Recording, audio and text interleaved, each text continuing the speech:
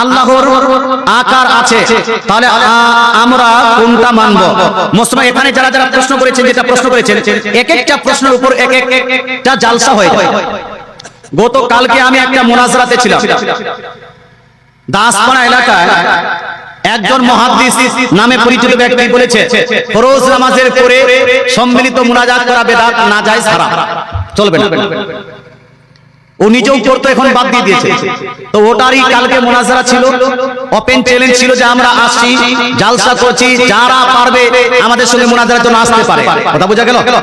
আসলো না, এসেছিল কিছু, এসেছিল দূর থেকে কথা বলছে। আমি যখন বললাম ভাই দূর থেকে নয়, কাছে আসো, এখানে বসে মুনাজারা করো, বসে ডিবেট করো, তো এত করে ডাকলাম, আসলোই না।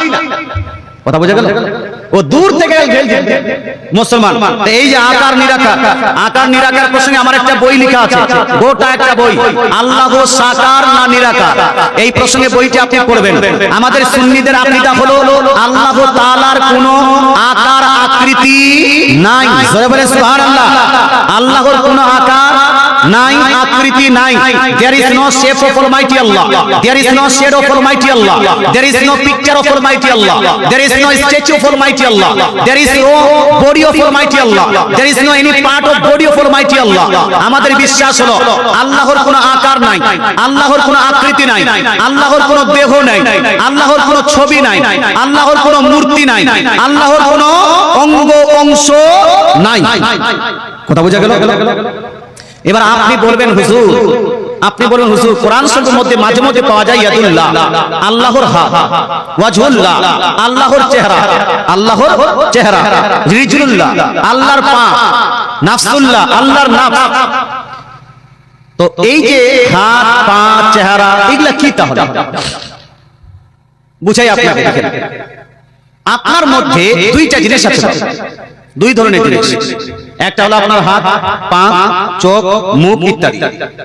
আর একটা আছে আপনার মধ্যে আপনার জ্ঞান, আপনার গরিমা, আপনার শক্তি, আপনার ইচ্ছা শক্তি, আপনার ভালো হওয়া, খারাপ হওয়া, এগুলা আছে কি নাই? নাই জি। আপনার জ্ঞান আছে কি না আপনার মধ্যে?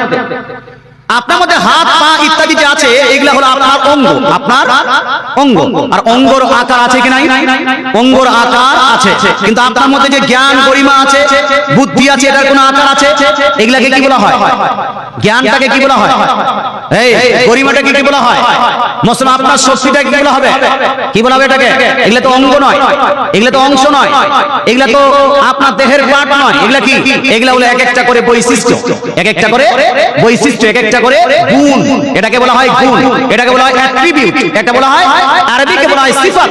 মুসলমান ইমাম আবু হানিফা রাদিয়াল্লাহু তাআলা আনহু আজ থেকে প্রায় 1400 বছর পূর্বে আল ফিকহুল আকবরের মধ্যে যে আপনার পেজ নাম্বার 27 এর মধ্যে ইরশাদ করেন, ফামা যাকারাহুল্লাহু ফিল কুরআন মিন যিকরিল ওয়াজহি ওয়ান নাফসি ওয়াল ইয়াদি ফাহুয়া লাহু সিফাত বিলা কাইফিন।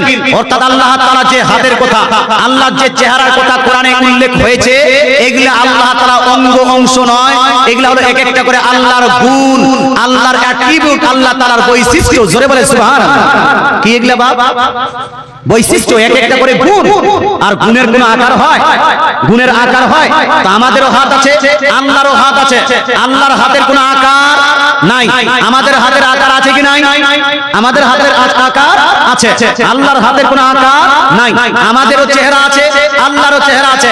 কিন্তু আমাদের চেহারাটা হলো আমাদের অঙ্গ, আর আল্লাহর চেহারাটা হলো আল্লাহর এক একটা গুণ। এই জন্য আল্লাহর চেহারার কোনো আকার নাই, মানুষের চেহারার আকার আছে। কথা বোঝা গেল? আপনাকে শুধু চেহারা দেখিয়ে ধোঁকা দিবে, আপনাকে শুধু হাত দেখিয়ে ধোঁকা দিবে। মুসলমান, আল্লাহর হাত আর মানুষের হাত কি এক? না।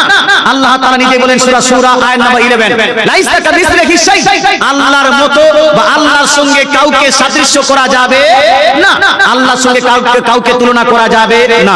আল্লাহ তাআলা বুঝার তৌফিক দান করুন, আমল করার তৌফিক দান করুন। আল্লাহ তাআলা নিরাকার না সাকার?